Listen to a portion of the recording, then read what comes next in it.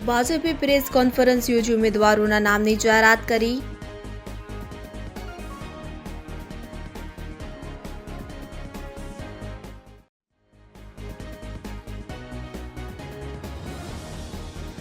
રાહુલ ગાંધીની ન્યાય જોડો યાત્રા મધ્યપ્રદેશ પહોંચી।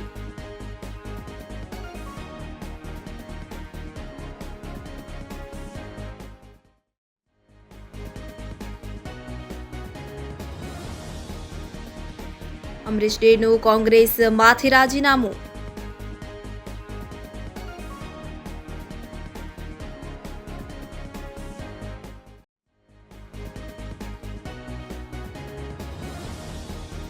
કોંગ્રેસના દિગ્ગજ નેતા અર્જુન મોઢવાડિયાએ ધારાસભ્ય પદેથી આપ્યું રાજીનામું।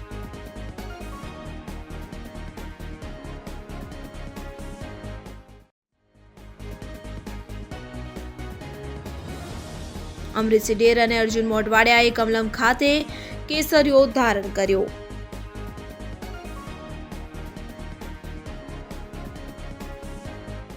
ગુજરાતમાં હમણાં સુધી 15 સીટો જાહેર થઈ છે। હજુ 11 સીટો જાહેર કરવાની છે।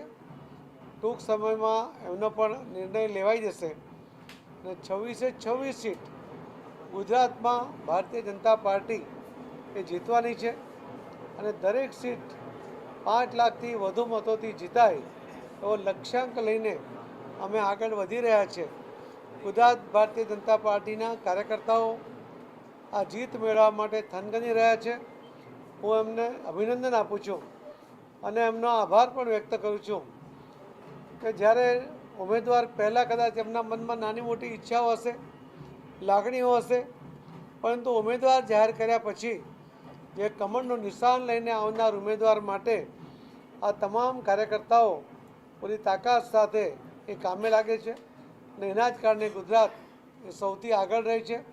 મોદી સાહેબના સમયથી જે વાતાવરણ ગુજરાતમાં બન્યું છે અને શ્રી અમિતભાઈ શાહ સાહેબના માર્ગદર્શન નીચે જે રીતે કાર્યકર્તાઓ પણ તૈયાર થયા છે અને મોદી સાહેબના કામોને કારણે જે મતદાતા ભાઈ બહેનો પ્રભાવિત છે એમના માટે એમનામાં વિશ્વાસ છે કે આ દેશનું કોઈ ભલું કરી શકે તો નરેન્દ્ર મોદી સાહેબ કરી શકે। આ દેશની બહેનોને વિશ્વાસ છે કે આ બહેનોની કોઈ રક્ષા કરી શકે, એમના અધિકાર કોઈ અપાવી શકે તો શ્રી નરેન્દ્ર મોદી સાહેબ છે। યુવાનોને વિશ્વાસ છે કે એમની ટેલેન્ટને ઓળખીને એમના માટે યોગ્ય તકો જો કોઈ ઊભી કરી શકે તો આદરણીય પ્રધાનમંત્રી શ્રી નરેન્દ્ર મોદી સાહેબ છે। આ દેશના ખેડૂતોને વિશ્વાસ છે કે આ દિન સુધી કોઈ સરકારોએ ક્યારેય ખેડૂતો માટેની સ્પેસિફિક યોજના બનાવી નહોતી, મોદી સાહેબે બનાવી છે અને મોદી સાહેબના યોજનાઓ દ્વારા આ ખેડૂતોની આવક બમણી થાય, એમનો વિકાસ થાય, ખેડૂત ક્યાંય બિચારો ન રહે એના માટેના મોદી સાહેબના પ્રયત્નોમાં સૌ ખેડૂતોને પણ વિશ્વાસ છે અને આ દેશના ગરીબો જે ગરીબ દરેક સમાજમાં છે અને એટલે જ મોદી સાહેબે કીધું કે કોઈ પણ વ્યક્તિ ઘર વગરનો ન રહે એ એમની પ્રાથમિકતા છે। ગરીબીની રેખામાંથી એમણે 10 વર્ષની અંદર ઢંઢેરો પીટ્યા વગર 25 કરોડ લોકોને ગરીબી રેખાથી બહાર લાવ્યા છે અને બાકીના લોકો માટે પણ ये प्रयत्न कर रहा है। 40 साल से सबसे ज्यादा बेरोजगारी आज है। आपको मालूम है कि हिंदुस्तान में पाकिस्तान से दुगनी बेरोजगारी है। यहां पे 23% है युवाओं की, वहां पे 12% है, तो तकरीबन दुगनी बेरोजगारी हिंदुस्तान में है। बांग्लादेश से ज्यादा है, भूटान से ज्यादा है। क्यों? क्योंकि नरेंद्र मोदी जी ने जो छोटे उद्योग हैं, छोटे व्यापारी हैं, छोटे बिजनेसेस हैं, उन सब को खत्म कर दिया। कैसे? जीएसटी और नोटबंदी से। तो इससे भयंकर बेरोजगारी फैली है। રાજુલા અમરીશ ડેરનું કોંગ્રેસમાંથી રાજીનામું। ડેરના જવાથી કોંગ્રેસને નુકસાન। કોંગ્રેસ સૌરાષ્ટ્રમાં લડાયક નેતા ગુમાવશે। લોકસભા ચૂંટણીમાં કોંગ્રેસને પડશે મોટો ફટકો। રાજુલા સહિત સૌરાષ્ટ્રમાં કોંગ્રેસ નબળી થશે। અમરીશ ડેર વિના કોંગ્રેસનો ગઢ નબળો પડશે। રાજુલામાં આહિર સમાજના મતદારો કપાશે તો કોંગ્રેસની પરંપરાગત ઓબીસી વોટ બેંક તૂટશે। અમરીશ ડેરથી ભાજપને શું ફાયદો? ભાજપની ઓબીસી વોટ બેંક મજબૂત થઈ શકે, આહિર મતદારોનો ભાજપને સાથ મળી શકે। રાજુલા બેઠક પર કોળી સમાજનો દબદબો છે, તો મોટો ચહેરો પક્ષમાં હોવાથી ચૂંટણીમાં લાભ થઈ શકે। લડાયક અને યુવા નેતાની હાજરીથી ફાયદો થશે। અમરીશ ડેરની રાજકીય કારકિર્દી। કોંગ્રેસના યુવાને દિગ્ગજ નેતાઓમાં ગણના। વર્ષ 2007માં કોંગ્રેસમાં કાર્યકર તરીકે જોડાયા। રાજુલા વિધાનસભાના કોંગ્રેસના પૂર્વ ધારાસભ્ય। વર્ષ 2017 વિધાનસભા ચૂંટણીમાં ચૂંટાયા હતા। ભાજપના હીરા સોલંકીને ચૂંટણીમાં હરાવ્યા હતા। વર્ષ 2022માં અમરીશ ડેનો પરાજય થયો હતો। ગુજરાત કોંગ્રેસના કાર્યકારી અધ્યક્ષ તરીકે રહ્યા હતા। 6 વખત રાજુલા પાલિકાના અધ્યક્ષ પદે રહ્યા હતા। વર્ષ 2002માં એસપીમાંથી પાલિકાની ચૂંટણી લડ્યા હતા। બહુજન સમાજવાદી પાર્ટીમાં પણ રહી ચૂક્યા છે। થોડા સમય માટે ભાજપમાં પણ રહ્યા હતા। સૌરાષ્ટ્રના આહિર સમાજનો મોટો અને જાણીતો ચહેરો। આદરણીય અધ્યક્ષ શ્રી સવારે મારા ઘરે મારા પરિવારને મળવા માટે, મારા ખાસ કરીને મારા માતુશ્રીની ખબર પૂછવા માટે, જે હોસ્પિટલાઇઝ હતા ઘણા બધા દિવસથી અને એમની તબિયત થોડી લૂઝ હતી એટલે આવ્યા હતા। એ મુજબ હું એટલું ચોક્કસ પ્રમાણે કહીશ કે મેં એની મુલાકાત બાદ તરત જ કોંગ્રેસ પક્ષના કાર્યકારી અધ્યક્ષ પદેથી અને તમામ પદો ઉપરથી મેં રાજીનામું આપ્યું છે, હું આપને જણાવી રહ્યો છું। કોંગ્રેસ પાર્ટીમાં વાતમાં થાય છે જે મુદ્દો સોલ્વ થાય એના માટે 550 વર્ષથી રાજ્યના અને દેશના લોકો ઈચ્છી રહ્યા હોય અને એ જ્યારે ન્યાયપાલિકા દ્વારા ચુકાદો આપવામાં આવે અને બધી જ પાર્ટીઓના લોકોએ જ્યારે એને શિરોમાન્ય કર્યો હોય અને આવડું મોટું મંદિર જ્યારે થતું હોય ત્યારે ન જવું જોઈએ એ મને વ્યાજબી ન લાગ્યું। અને આજેની મેં ત્યારે પણ ખૂબ સંનિષ્ઠતાથી, ખૂબ વિવેકપૂર્ણ રીતે મેં એ વાતની મેં મોવડી મંડળ સુધી પહોંચાડવાનો પ્રયત્ન કર્યો હતો કે જ્યારે આજે લોકો આટલા વર્ષોથી રાહ જોતા હોય ને જો આપણે ન જઈએ તો એ વ્યાજબી નથી। મેં ત્યારે પણ પાર્ટીનું ધ્યાન દોર્યું હતું અને આજે પણ સવિનય હું બધાનું ધ્યાન દોરી રહ્યો છું। કોંગ્રેસ પાર્ટીનું કે કોંગ્રેસ પાર્ટીના કોઈ આગેવાનોનું હું ક્યારેય ક્રિટિસાઇઝ કરવા માગતું નથી। એ લોકોએ જે સ્ટેન્ડ લીધું હોય પણ હું કોઈને ક્રિટિસાઇઝ કરવા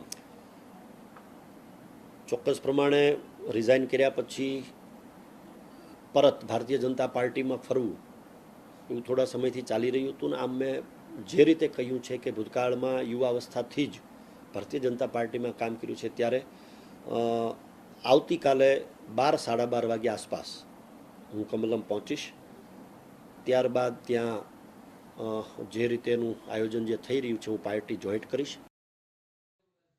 બ્યુરો રિપોર્ટ, પશ્ચિમ ન્યૂઝ।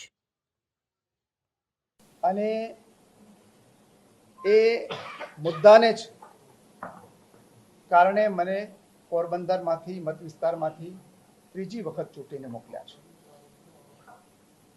દેશના લોકોની એક આશા હતી કે રામ મંદિર બંધાય અને કોંગ્રેસ પક્ષે પણ નક્કી કરેલું હતું કે બંધારણીય રીતે સુપ્રીમ કોર્ટના ચુકાદો આવ્યા પછી એનો સ્વીકાર થાય।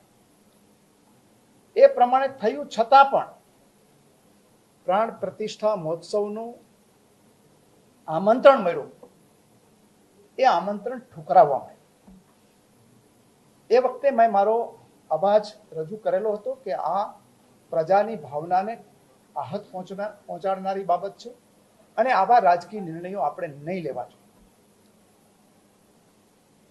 પરંતુ એ વખતે પણ જે કોઈ પણ આ નિર્ણય કર્યો હોય અને જેને પણ ડ્રાફ્ટ કર્યો હોય એ છે એ એના ઉપરથી પ્રતીતિ થતી હતી કે પક્ષે પ્રજા સાથેનો જે સંવાદ હોવો જોઈએ એમાં ક્યાંક ને ક્યાંક કચાશ રહી ગયેલી છે। મુખ્યમંત્રી સાથે પણ છેલ્લા 5 વર્ષ દરમિયાન કામ કરવાનો મોકો મળ્યો ને કદાચ એટલા માટે જ આદરણીય ભારતીય જનતા પાર્ટીના અધ્યક્ષ પાટીલ સાહેબે ભૂતકાળમાં 3 વખત જુદા જુદા મંચ ઉપરથી આમંત્રણ આપ્યું હતું પણ એવું થતું હતું કે લાગણીથી જોડાયેલા છીએ, યોગ્ય સમય આવશે ત્યારે કંઈક કરીશું। પણ ફરી વખત જ્યારે આમંત્રણ મળ્યું અને અમારી પણ ઈચ્છા હતી કે હવે જવું જોઈએ, બધા ધર્મનો આદર કરીએ છીએ, એનું સન્માન કરીએ છીએ, એ જ રીતે જીવીએ છીએ। જ્યારે આપણી કોઈ વાત હોય નહીં, એવું કંઈ ના થાય ત્યારે ચોક્કસ પ્રમાણે ઘરના મૂલ્યો પણ સારા થાય એટલે ઘરના મોભી જો નારાજ થાય તો મને એવું લાગે છે કે વ્યાજબી નહીં. એટલા માટે આ નિર્ણય ચોક્કસ પ્રમાણે થયો છે એવું કહું છું. અને ક્યારે પણ કોઈને જે પાર્ટીમાં ભૂતકાળમાં કામ કર્યું છે એમાં કોઈને દોષ દેવા માંગતો નથી. આપ સૌ પણ રાજકીય પાર્ટીના કાર્યકર્તા તરીકે આપ સૌએ કામ કર્યું હશે. લોકોને મદદ કરવા માટેની ભાવના સાથે તમે રાજકીય કારકિર્દી શરૂ કરી, પણ કદાચ નિરાશ થયા હશો. અને આજે આપને પણ લાગે છે કે મોદી સાહેબના નેતૃત્વમાં ગુજરાતનો વિકાસ થાય, ગુજરાતના વિકાસ સાથે આ દેશનો વિકાસ થાય, એમાં તમારું પણ યોગદાન રહે. લોકોનું કામ કરવાની જે તમારી ઈચ્છા છે, લોકોને મદદ કરવાની જે ભાવના છે, એ પૂર્ણ કરવા માટેનો પ્લેટફોર્મ તમને મળે, એટલા માટે આજે આપ સૌ આદરણીય પ્રધાનમંત્રી શ્રી નરેન્દ્ર મોદી સાહેબના નેતૃત્વમાં ભારતીય જનતા પાર્ટી સાથે જોડાઈ રહ્યા છે. હું આપ સૌનું ખૂબ ખૂબ દિલથી સ્વાગત કરું છું અને એના માટે કામ કરજો. રાજનીતિ હું હોય, અમરીશભાઈ હોય કે બીજા એવા આગેવાનો હોય, એને વારસામાં નથી મળી કે અમે કોઈ કલમી આંબા નથી. ખૂબ મહેનત કરી ગરીબ કુટુંબમાંથી અહીંયા આવી અને રાજનીતિમાં કંઈક પ્રદાન કરવા માટે આવ્યા હતા. એ પ્રદાન હું જે પક્ષમાં હતો એ પક્ષમાં કરી શકું એમ નહોતો. અત્યારે એનજીઓ જેવું સ્વરૂપ થઈ ગયું છે. બદલાવ લઈ આવવાની ત્યાં કોશિશ છે, બધાની નિષ્ફળ ગઈ છે.